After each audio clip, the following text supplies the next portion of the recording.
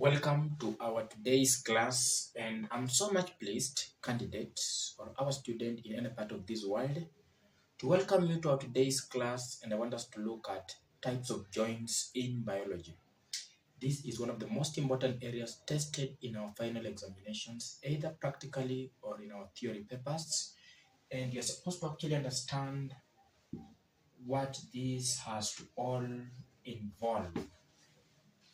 So I first want to ask myself, what is a joint? You need to understand that a joint is formed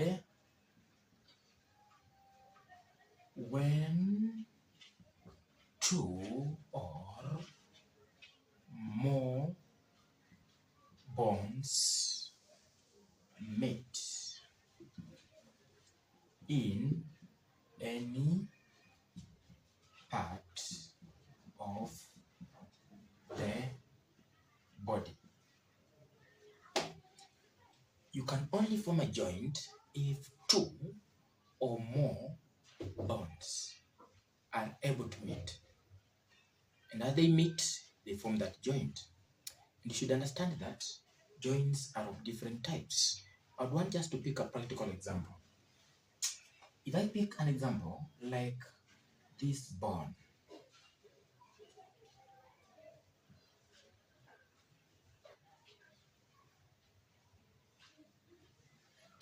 this can practically be able to get referred to as the femur.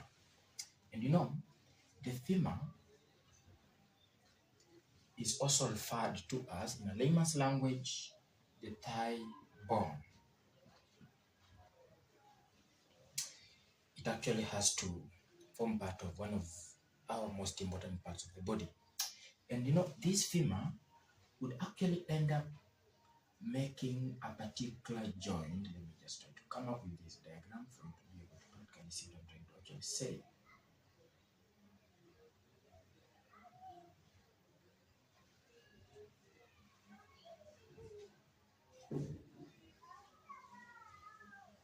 Now, what you need to understand is this.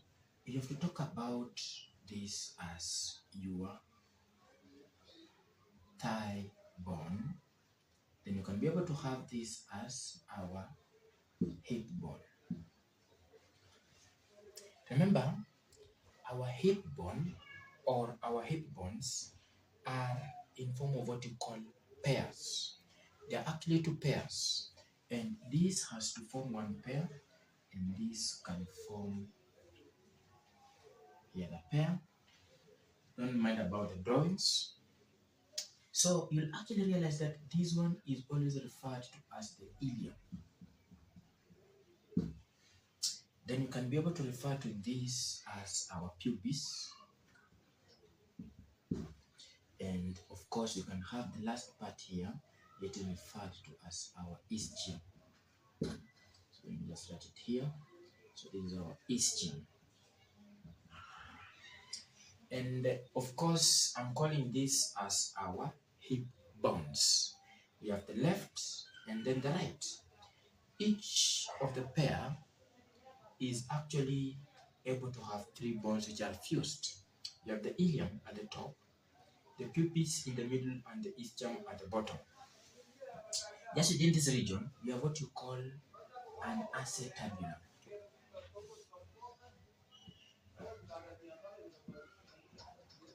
Now, I want to actually come up with that aspect of what you call a joint. The femur or the thigh bone has a head. It is called femoral head. The femoral head or the head of the femur will be able to actually articulate with the acetabulum of the hip bone. When this head fits into this acetabulum, they form a joint. And of course, that joint is called hip joint or the ball and socket joint.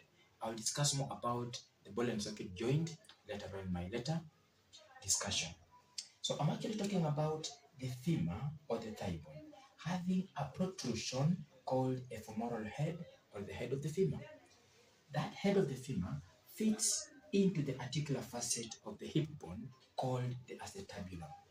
At the end of the day, they form a joint. So what have I said? A joint is formed when two or more bones meet in any part of the body.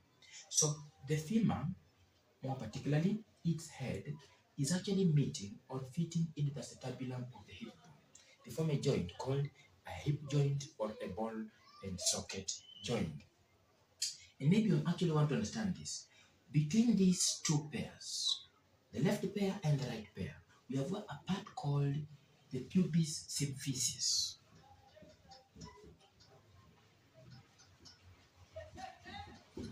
The pubis symphysis is just a cartilage.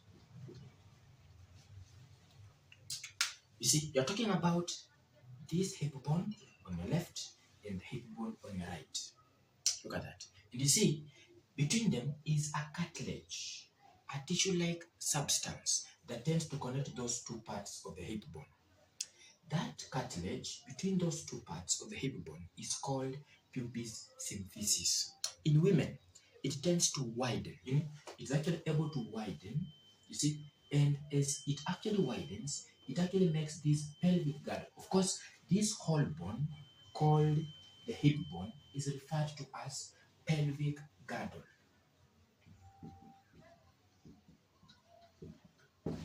I repeat, the left hip bone and the right hip bone each has three bones: the ilium, the pubis, and the ischium at the bottom. Just beside the pubis is a depression or a cavity called acetabulum. This is where the head of the femur or the femoral head fits, so that we can form what we call a ball and socket joint or a hip joint in the hip to allow 360 movement of the hind limb. Now, between these two halves of the pelvic girdle, or what we refer to as the hip bone, is what we call a cartilage, referred to as the pubis symphysis.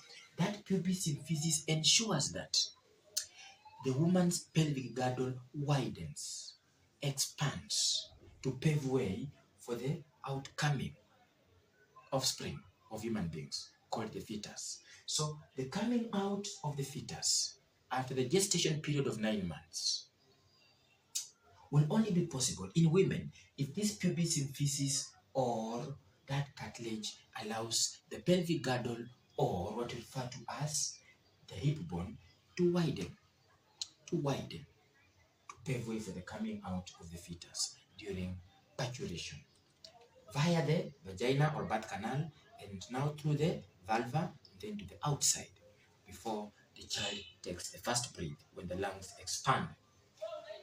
Now, I was just trying to explain to you what we all mean by what you call a joint. So I would want to actually give examples of joints so that you can be able to get a clear picture of what I'm trying to say. So we have at least three main types of joints in the human body. Three main types of joints in the human body. So, types of joints.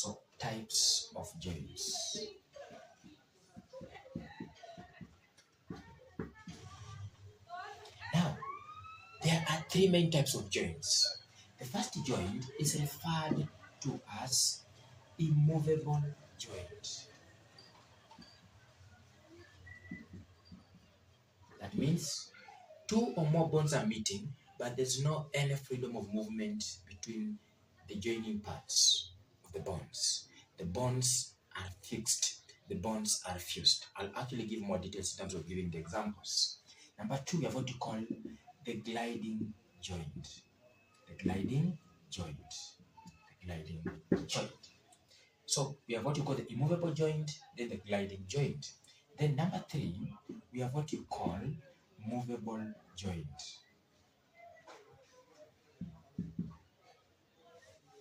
So movable joint. So whenever someone talks about a joint, when two or more bones meet in any part of the body, you should be able to refer to either the immovable joint, the gliding joint, or the movable joint.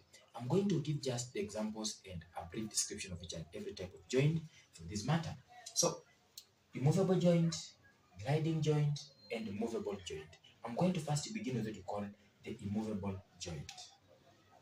Immovable joint.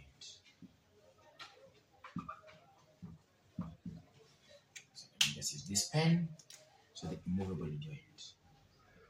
What is it? What does it entail? So the immovable joint. Now listen. Is a joint where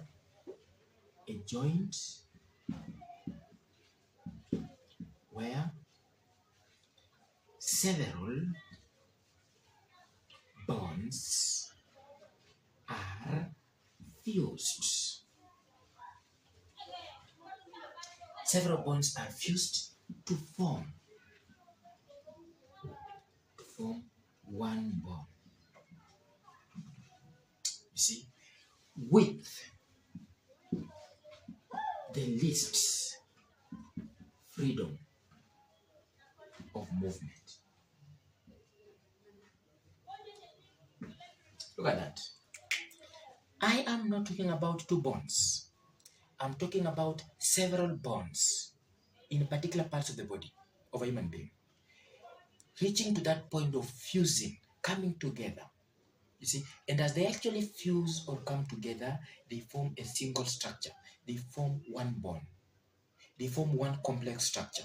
So, an immovable joint means several bonds are actually fusing, several bonds are actually getting connected, several bonds are actually forming one structure, and the least freedom of movement. That means within the meeting points of the bonds, there's what you call the least freedom of movement. So a joint where several bonds are fused to form one bond with the least freedom of movement. The least freedom of movement. That means between the meeting points of the bonds within this structure that gets formed, we shall have what we call the least or no freedom of movement. So it's a joint where we do not allow the bonds to move. The bonds are fused. The bonds are joined. The bonds are structured together. The bonds form one complex structure. So no freedom of movement can actually be able to get observed in such a type of joint. And please note this. In such a type of joint, we can be able to give a practical example of what you call the skull. The skull is one of the best examples of a structure or a bone that can have what you call an immovable joint. Now look at this.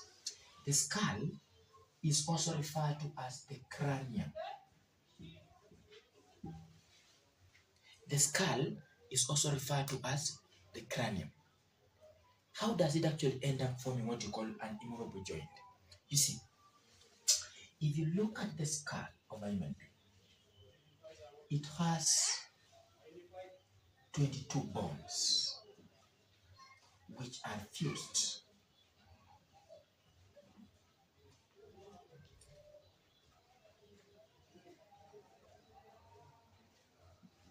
The skull of a human being has 22 bones which are fused. Those bones are fused.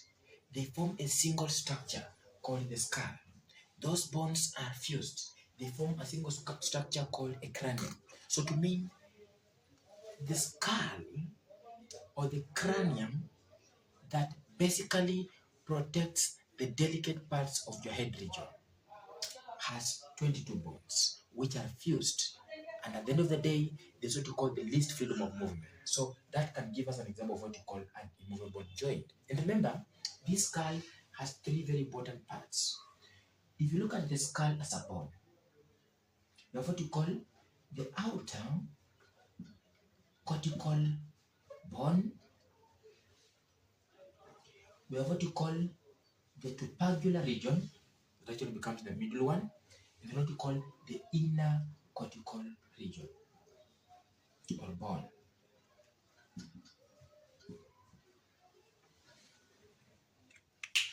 I've talked about the outer cortical bone, the middle or the tubercular, look at that, then the inner cortical bone.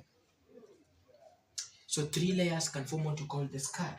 So you might see it as one bone that protects your brain and other parts of the head region, but it has three layers. We have what you call the outer cortical bone, the inner cortical bone, and the middle bone called the tubercle.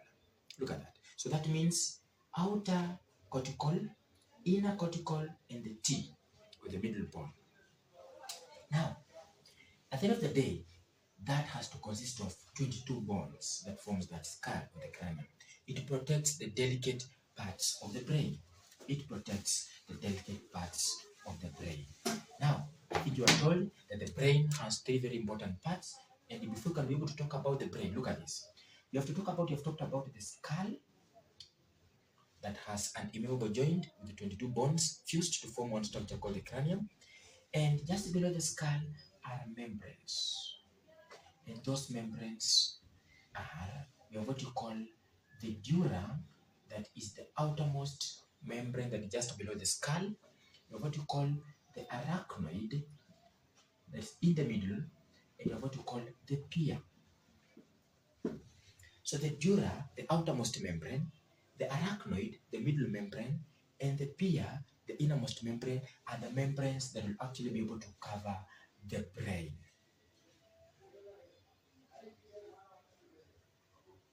Look at that. So the body part, the cranium, the skull, protects the delicate part of the brain. But before we continue to the brain, we have three membranes covering the brain and actually continuously moving along the spinal cord downwards to the lower end of your body. We have what you call the dura, the outermost, the arachnoid, the middle part of those membranes, and of course the innermost membrane called the pia.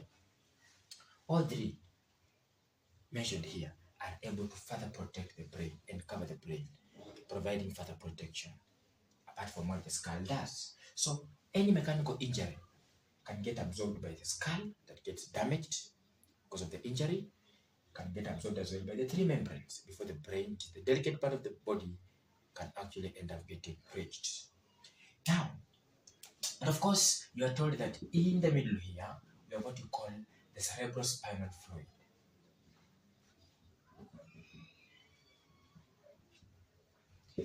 The cerebral spinal fluid moves through this arachnoid region so that any oxygen and any nutrients within the cerebrospinal fluid can diffuse into the brain cells, facilitating their growth and development, or rather metabolism.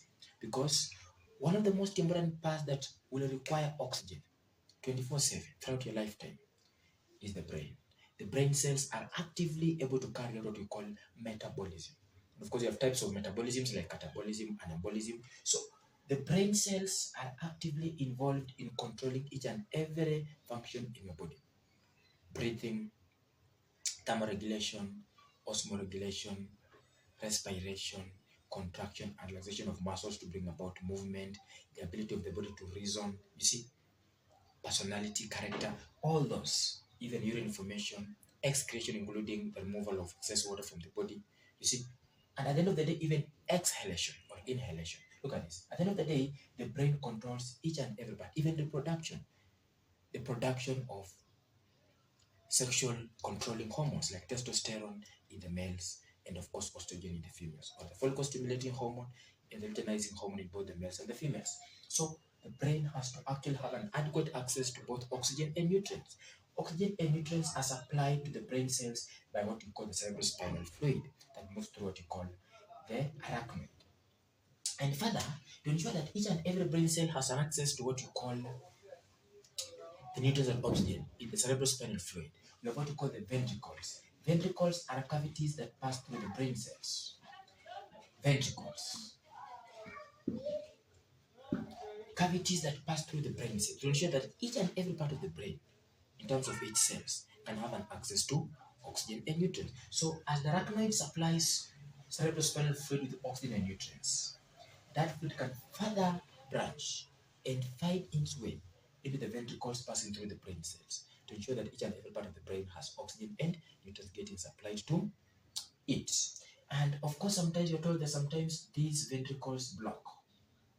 And as they block, what happens? You'll find that the cerebrospinal fluid doesn't get drained away. It actually tends to accumulate in the head region. You see, you've seen this in most children. What happens at the end of the day? When the ventricles passing through as openings or cavities, the brain cells end up getting blocked or they underdeveloped, and they actually end up not draining away the fluid. You see, the fluid retains in the brain cells. the fluid is retained in the brain cells that can cause a disease called hydrocephalus. Hydrocephalus is a disease or a condition where the ventricles that have to drain away the fluid from the brain cells get blocked or they underdeveloped, so hampering the draining away of the cerebrospinal fluid from the brain cells. When this fluid retains itself in the brain cells and the cells take up much of that fluid, they actually end up swelling, making the head actually have a bigger size, the normal size that the child is supposed to have.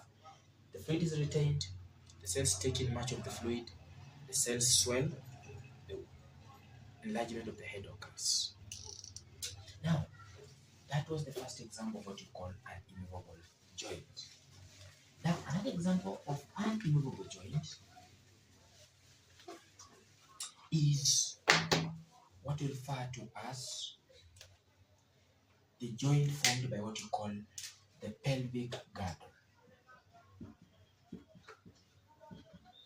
or what we refer to as the hip bone. A joint where several bones are fused, and there's what you call the least freedom of movement between the bones that are actually fused.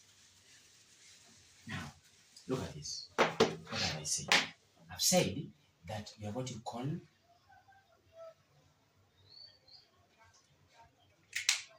the hip bone.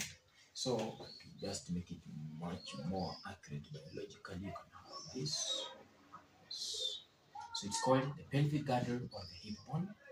So I've told you that this upper part of the bone is called the ilium. It's more wider to offer a larger surface area for the attachment of what you call the muscles just around your hip. Now look at this. At the bottom here, you have what you call the ischium, and you have what you call the pubis. Now just beside the pubis, on your right, is what you call the acetabulum.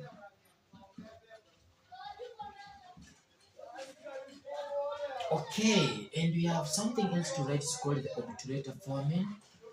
Obturator is just above the acetabulum. So the obturator foramen, obturator foramen. Now listen, we have this as well. Look at that. You have two halves, two parts. This, the half on my left, the half on my right. These two halves are joined together by a part I call the pubis symphysis.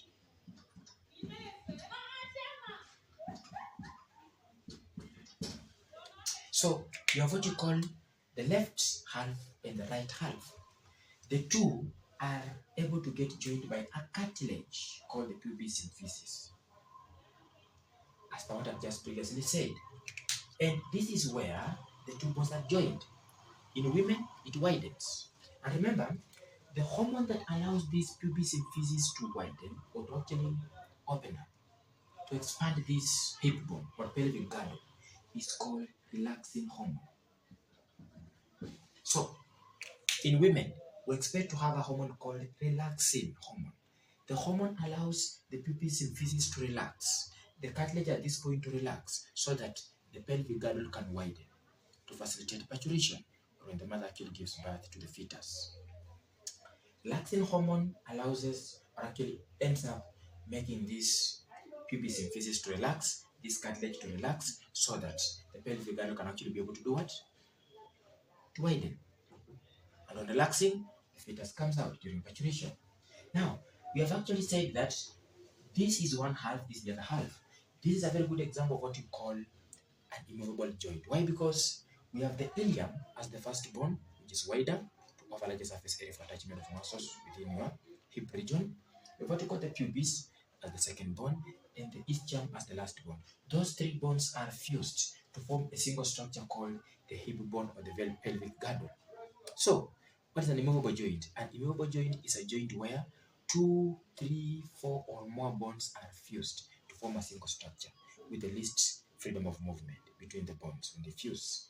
So, ilium, pubis, and ischium are the three bones that fuse to form what you call the pelvic girdle or the hip bone, preventing abusing any sort of freedom in terms of movement. You get the point? So that means it forms what you call an immovable joint. I've told you the acetabulum is where the head of the femur articulates to form what you call a hip joint or a ball and socket joint. What is the work of the obturator foramen? The work of the obturator foramen is to allow the passage of 1. Blood vessels, 2. Nerves, and 3. Muscles. When blood vessels pass through this obturator foramen, it ensures that each and every part of your hip has a supply of 1. Oxygen, 2. Nutrients, and hormones and even enzymes for different functions, or plasma proteins like the fibrinogen, what you call the albumin, what you call the prothrombin, and others. Now, the same part called the obturator foramen should allow the passage of muscles. When muscles pass through this obturator foramen within the hip region, it actually reduces the weight of the hip, so that at the end of the day, it facilitates your hip, you see, to never exert more weight on your hind limbs. They might ask you one day in your examination, why do you think the obturator foramen should allow the passage of nerves, blood vessels, and as well the muscles, to reduce the weight of the hip so that less weight is exerted on your hind limbs? The nerves pass here to increase sensitivity within the hip region.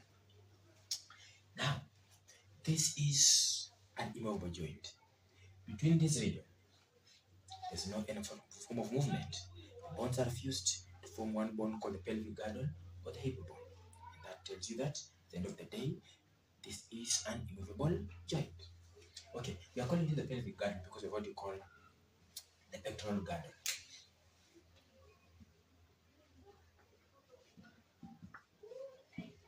And I think in one of your biological understanding, you'll actually realize that the pelvic girdle will actually refer to the hip region.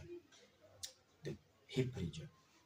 The hip region, and of course, what you have to talk about, the ilium, the pubis, and the ischium.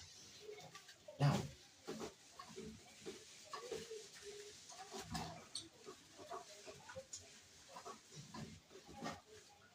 you see, you are told in your classes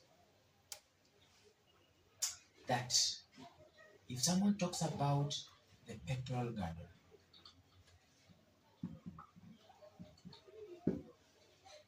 the person should be referring to 1. The limbs and girdles, and this has to encompass talking about the forelimb and the hind limb. The pelvic girdle and the pectoral girdle are all about the forms of pelvic girdle and pectoral girdle are all able to form a particular skeleton in the human body called appendicular skeleton.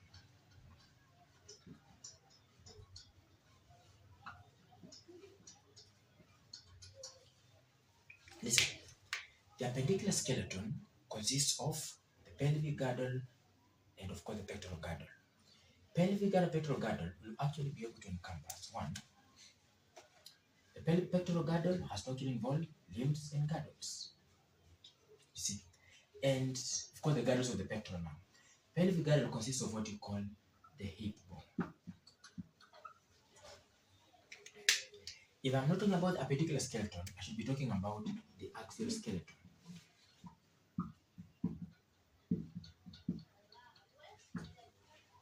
This consists of 1, the cranium, and 2, the scapula, and 3, what we call the coracoid process. We'll talk much about this when we'll be talking about the scapula, and you have what we call the vertebral column.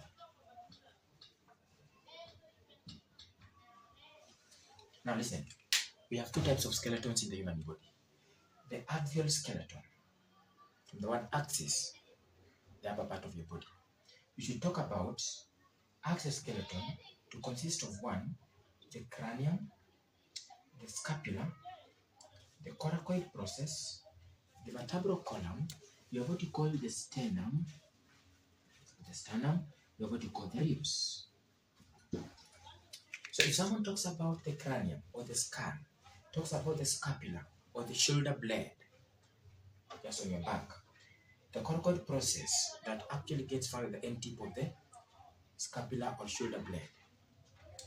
Then you talk about vertebral column, the cervical vertebra, the thoracic vertebra, the lumbar vertebra, the sacrum, or the sacral, and then you have what you call the caudal coccygil. So, in the sternum, where the ribs articulate at the anterior part of your body, then you have what you call the ribs. Now, cranium or skull, scapula or shoulder blade, coracoid process that forms part of the scapula, vertebral column, cervical, thoracic, lumbar, sacral, caudal or coccygil, sternum and ribs. They form what you call the axial skeleton. But now the appendicular skeleton will actually encompass pectoral girdle and pelvic girdle. In terms of the pectoral girdle, you'll talk about the limbs and the girdles for that matter. And in this case, you're going to talk about one, the forelimb and the hind limb. The forelimb and what? The hind limb. So in the pelvic girdle, we shall talk about the hip bone. So pelvic girdle is also called the hip bone. So appendicular skeleton talks about the limbs and the girdles.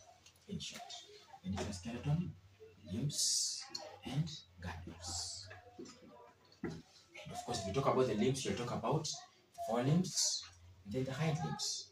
If you talk about the girdles, you'll talk about pectoral girdle and pelvic girdle. Look at that. So, in other words, limbs and girdles are able to actually summarize our pectoral girdle and pelvic girdle, which are the main parts of the appendicular skeleton. So someone will actually talk about one, appendicular skeleton consisting of pectoral girdle and pelvic girdle. But this appendicular skeleton should encompass only two very important parts, the limbs and the girdles. If they're the limbs, you talk about forelimb and hind limb. If they're the girdles, pectoral girdle and pelvic girdle. So we have just said that we have the pectoral girdle and the pelvic girdle forming what you call the appendicular skeleton. When you talk about the appendicular skeleton, you'll be talking about the limbs and the girdles. So if someone talks about the appendicular skeleton, you should be referring to limbs and girdles. And these limbs will be the forelimb and the hind limb. But these girdles are going to be pectoral girdle and pelvic girdle. Now, if someone talks about the actual skeleton, I've actually mentioned this, the cranium, the scapula, the coracoid process, the vertebral column, the sternum, and then the ribs. So this can actually be able to give us a very good summary of what we call the immovable joints. Now, if someone talks about the gliding joint,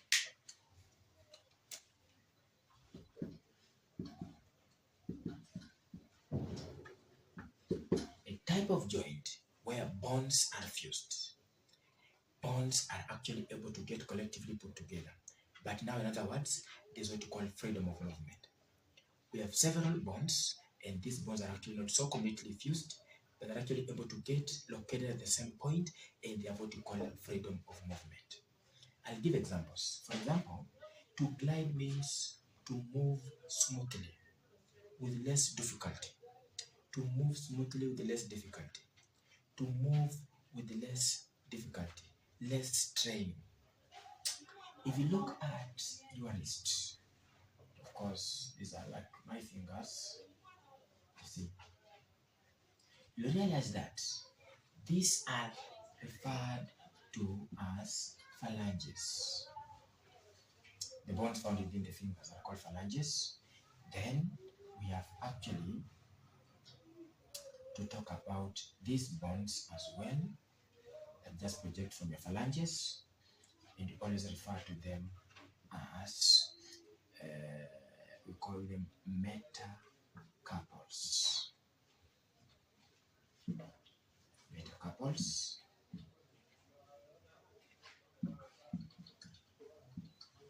meta, then carpals. Let's just write well, meta, then carpals. Okay, we have metacarpals. Then within your wrist region, we have what we call carpals. So these are called carpals. So you have phalanges, the bones in your fingers. The metacarpals just behind your finger region, then the carpals. Remember, carpals are 8 in number. So the bones within your wrist region, you always put your wristwatch, are 8 in number. These bones form what you call a gliding joint. They move with easiness. They move with less strength and difficulty, less straining. The bones are flexible enough to move. They glide against each other.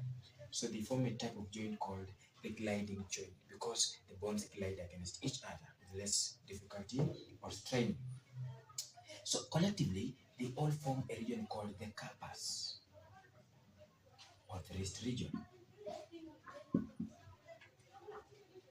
of course, if this becomes now your short finger or your thumb, then that means we should have what you call the radius on this side.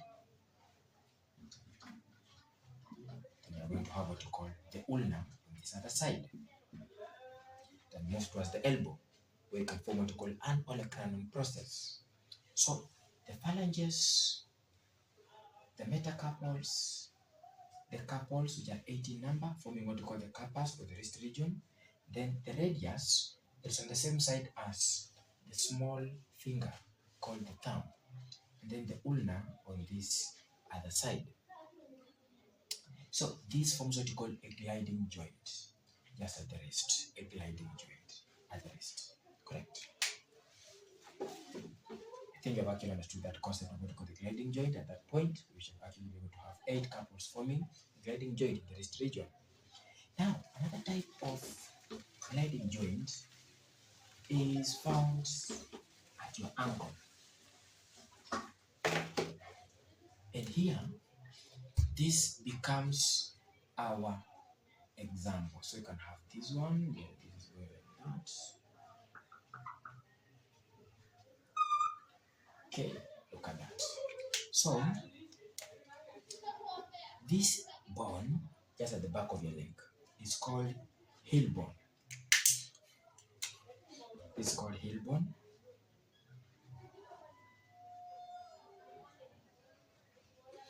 These ones are called phalanges as well, just like those of the fingers. The bones within this region are called metatarsals.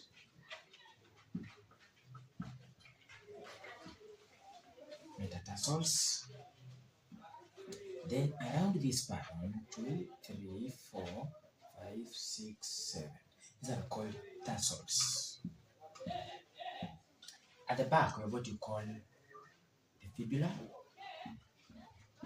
Then at the top, we have what you call, or at the end, here we have what you call the tibia, then the patella.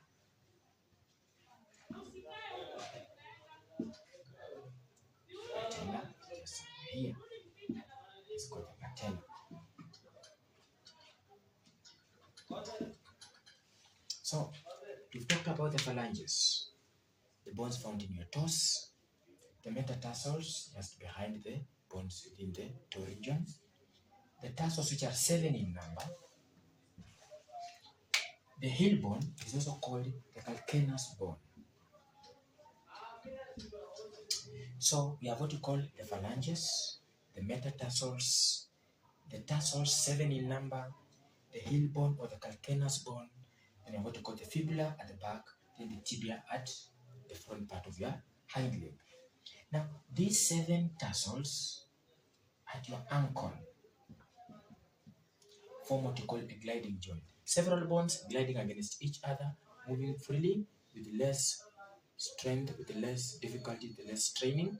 That means they form what you call a gliding joint. So a gliding joint might actually be able to form when you have at least 4, 5, 3, 7, 8, or 9 more bones. Look at that. So several bones located at one point, gliding against each other with less strength or difficulties. So the tarsals in your ankle will form what you call a gliding joint.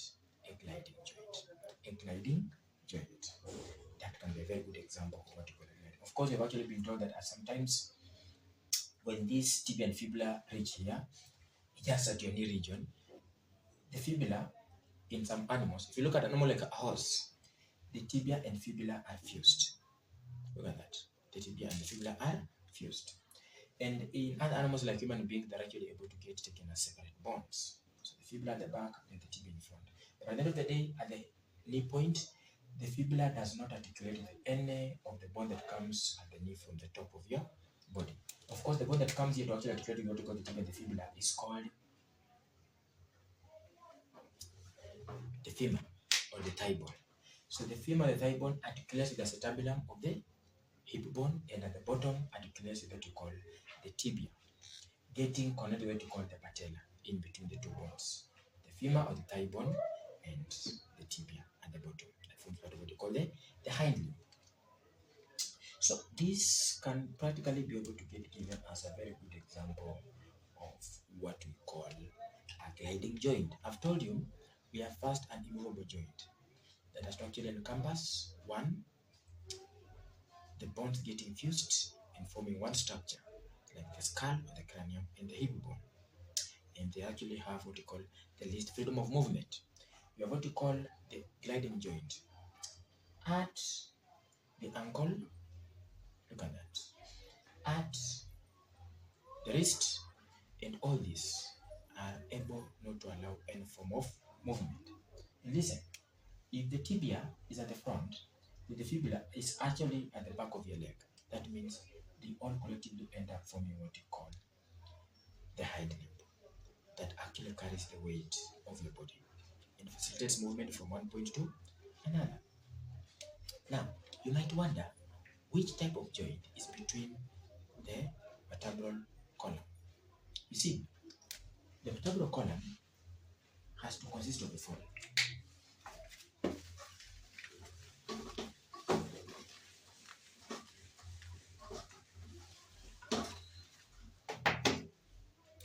Someone talks about 1, 2, 3, 4, 5, 6, 7.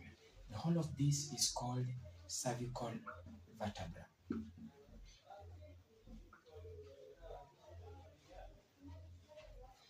The cervical vertebra consists of 7 bones. The first bone is called atlas, and the second bone is called the axis. Then you have 5 more cervical vertebrae in plural. Here you have what you call the thoracic vertebra, which has 5 bones, 12. Then we are supposed to at least end up having 33 bones. Then you have what you, so 5 are actually at the lumbar region. Lumbar. So the lumbar has 5. You have what you call the sacrum. The sacral, it has 5. Then you have what you call the caudal. The caudal has 4. So 7 in the cervical region, 12 in the thoracic region, 5 in the lumbar region with abdominal cavity, then 5 in the sacral region, then caudal 4. You see, 7 cervical bones begin with the atlas and axis. The atlas articulates with what you call the skull to form what you call a hinge joint that facilitates the nodding of the head. The axis fits into the atlas to form what you call a hinge joint to facilitate the rotatory movement of the head or the sideways movement of the head. The other 5 can actually form part of what you call the cervical vertebra. You have what you call the thoracic vertebra, the lumbar vertebra, the sacral, and then the caudal. All of them are supposed to be the 3 vertebrae, forming what you call the vertebral column or the backbone. 7 in the cervical, 12 in the thoracic, 5 in the lumbar, sacral in the lumbar, and of course 4. So 7 in the cervical, 12 in the thoracic, 5 in the lumbar, 5 in the sacral, and 4 in the caudal. They form that 3 bones of the vertebral column or the backbone. Now, we were told that between these vertebrae are what you call intervertebral discs. Those discs tend to absorb shock.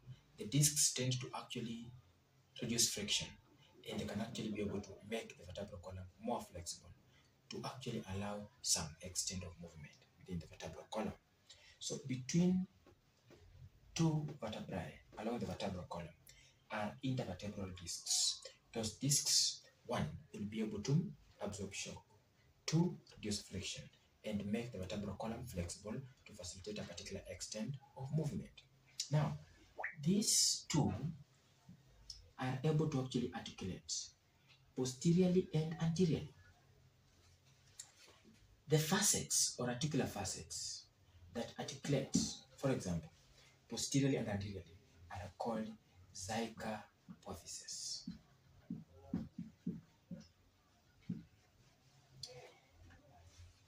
One vertebra and the other vertebra should articulate. Between them is the intervertebral disc, which ensures that friction is reduced, there's flexibility for movement along the vertebral column, and as well shock is absorbed.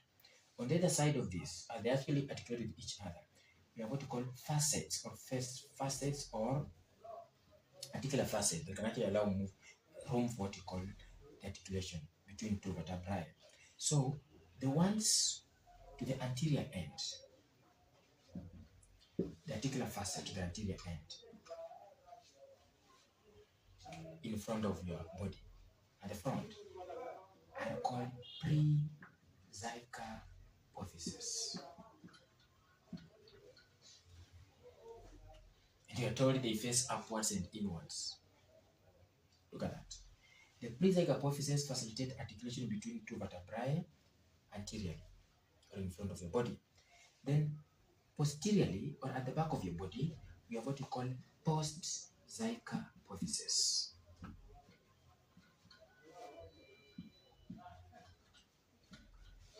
These ones can face downwards and outwards. Pre-zygapophyses causing an articulation between two vertebrae anteriorly or in front of your body. Post-zygapophyses causing an articulation between two vertebrae posteriorly or at the back of your body.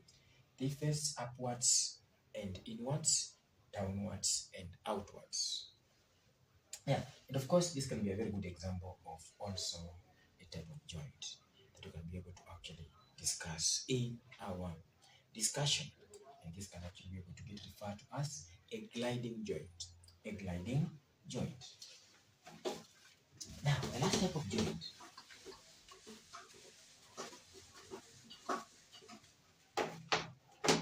is called movable joint. Movable joint. Now, I'll use this example. Let me actually talk about this.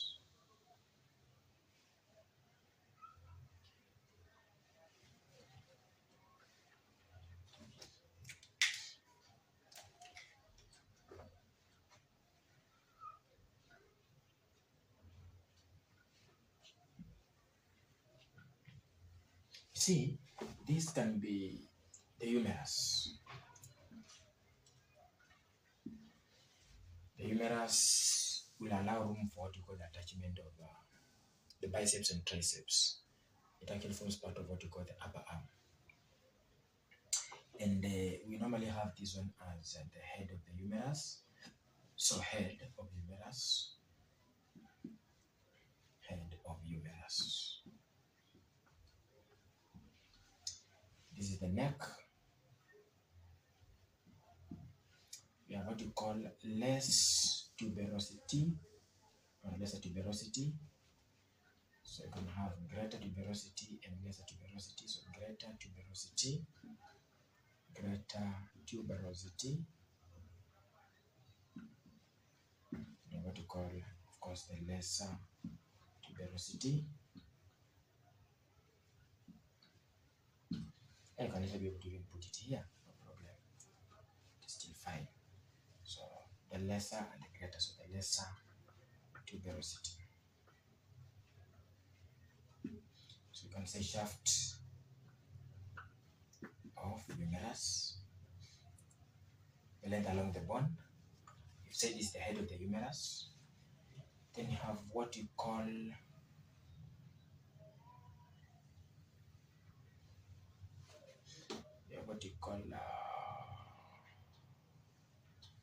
deltoid groove. It is here.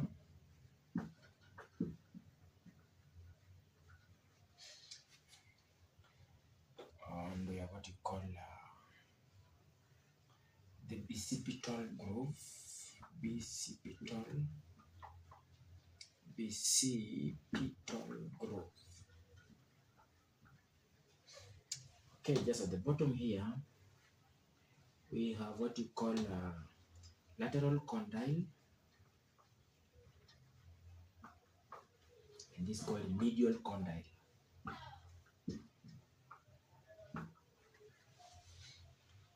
And you can call this on the trochlea.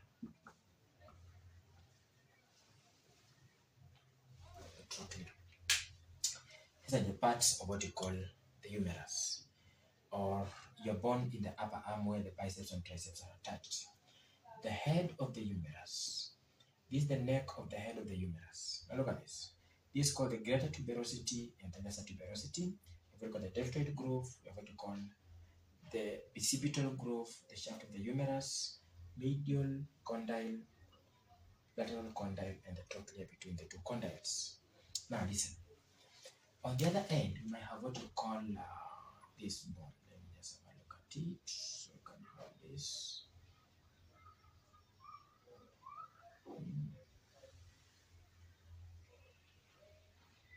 Yeah, correct. So look at this. This is the scapula or the shoulder blade. This is called the suprascapular. Suprascapular. That offers a surface for attachment of the back muscles that matter. There's a spine that runs in between.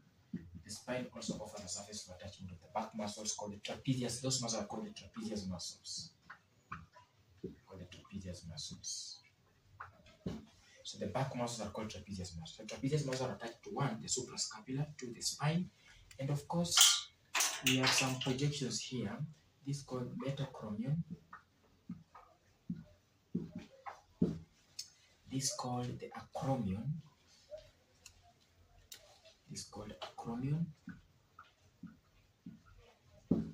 So metacromion and acromion are projections that can also further offer surface for attachment of the trapezius muscles that are actually found on your back. Then at this point is a depression called the glenoid cavity. Then on this end, we have what you call the coracoid process that also offers a surface for attachment of muscles. So the spine offers a surface for attachment of muscles. The suprascapular offers a surface for attachment of muscles. The acromion and metacromion. Acromion at the top, close to the glenoid cavity. Metacromion at the bottom. They will also offer a surface for attachment of muscles. Because the glenoid cavity, then the coracoid process. The coracoid process also offers a surface for attachment of muscles. Now, what is a movable joint? It's a joint that is formed when two, mainly, bones meet. When those bones meet, they can actually allow room for movement. I'll give more details about this movable joint, but just know this. The head of the humerus fits into the glenoid cavity of the scapula to form a very good example of what you call a movable joint. The head of the humerus fits into the glenoid cavity of the scapula or the shoulder blade to form what you call a movable joint. Movable joints are found where? One example of a movable joint is found when the skull articulates with the first vertebra called atlas in the neck region to form a hinge joint, which is an example of a movable joint that can facilitate the nodding of the head. I repeat, when the skull comes downwards, it articulates with the first bone along the vertebral column called atlas within the cervical region. They form what you call a hinge joint, which is a movable joint that can facilitate the nodding of the head.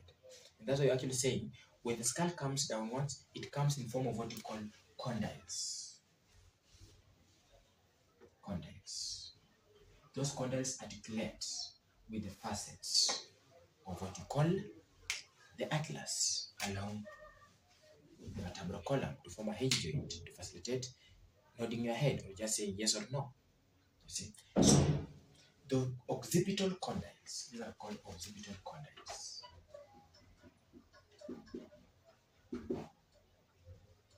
The occipital condyles as protuberances, also called protuberances. The occipital condyles or protuberances of your skull articulate with the facets of your atlas to form what you call a hinge joint to facilitate your nodding of your head. Now listen, when you move from the atlas, you go to the axis. We said that when you look at the axis very keenly, the axis has its centrum projecting. Let me explain this. The axis has its centrum projecting to form what you call a peg. The peg of the axis, as the second vertebra along the cervical region, fits into the neural canal of the atlas. And this peg is referred to as odontoid process.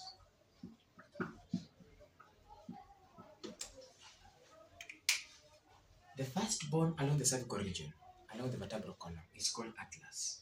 It actually has facets. Those facets articulate with the occipital condyles or the protuberances of the skull to form a hinge joint to facilitate nodding of the head. That's the first type of movable joint. Number two, the centrum or the body of the axis as the second cervical vertebra protrudes to form a peg, which is called odontoid process. It fits into the neural canal of the atlas above it to form another type of joint called a hinge joint that facilitates the rotatory movement of the head or the sideways movement of the head. When you go to this part at the shoulder, I've told you the head of the humerus fits into the glenoid cavity of the scapula or the shoulder blade to form what you call a hinge joint. At the elbow,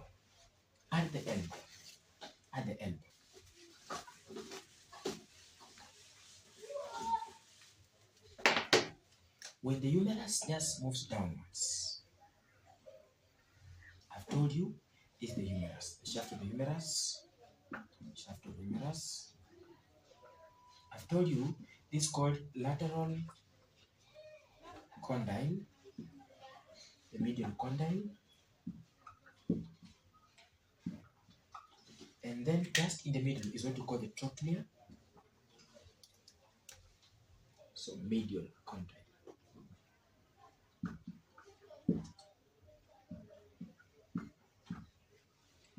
So here we have what we call the trochlea between them. Now listen, at this point we have this type of arrangement that you need to know.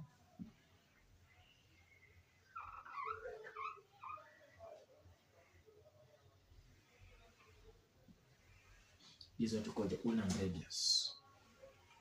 So the one at the bottom is ulnar, and this at the top is called radius. So what happens? The trochlea of your humerus in your upper arm fits into this sigmoid notch.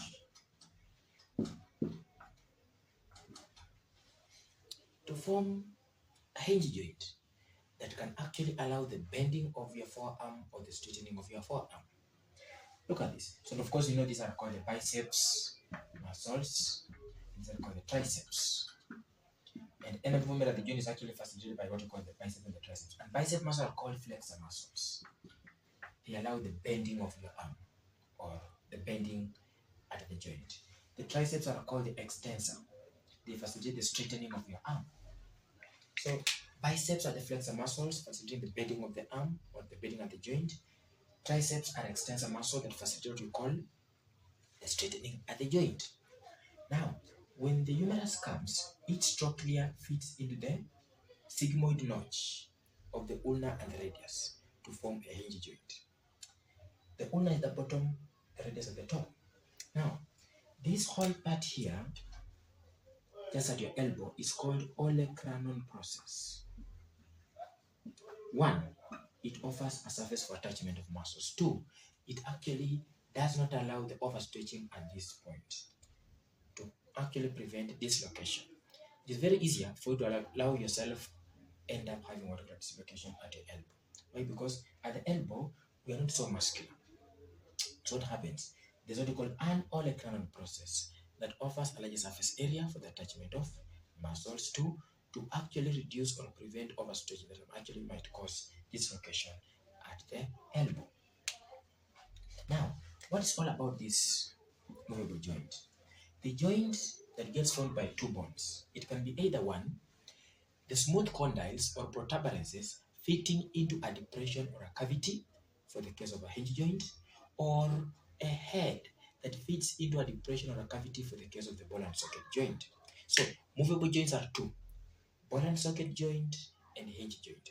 With the ball and socket joint, the head of one bone fits into the depression or cavity of another bone, and there's what we call the 360 movement. The bone with a head fitting into that other bone with a depression or cavity will all have a movement through 360 degrees, or the bone with that head can move through 360 degrees. And that means the bones can actually be able to have what we call one bone moving in all planes. With a hinge joint, it can only move through 180 degrees and not in all directions. By the end of the day, the condyles of one bone fit into the depression or cavity of the other bone to form what we call a hinge joint.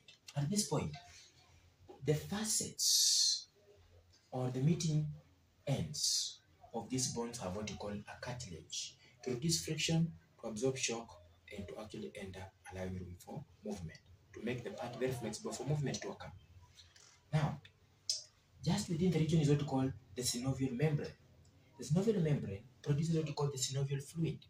That fluid reduces friction and absorbs shock, facilitating easy movement within the region or within the joint. Just on the sides is what we call ligaments. The ligaments hold the bones together. The ligaments hold the bones together. An example can be the capsular ligament.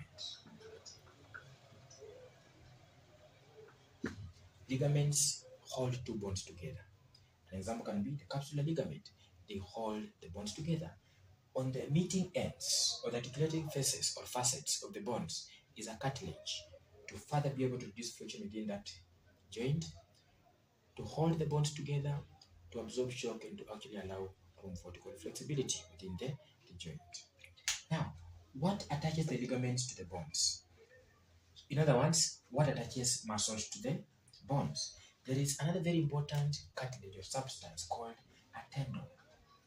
So a tendon attaches muscles to the bones. So when you have to have muscles getting attached to the bones, they have to get attached to the bones by what you call a tendon. Then when two bones have to meet and they get joined, whatever holds those two bones together externally is called a ligament. On the articular facets of the two bones meeting is what you call a cartilage to reduce friction, absorb shock, and as well allow room for what you call flexibility. Synovial fluid reduces friction. So I think I've actually been able to explain much about the joint that you're supposed to know. We've talked about hinge joint and ball socket joints. We've talked about between the skull and the atlas, the occipital condyles of the skull and the articular facets of the atlas, the centrum that forms the orbital process fitting into the neural canal of the atlas. We talked about the joints at the wrist. We talked about the joints within your finger regions.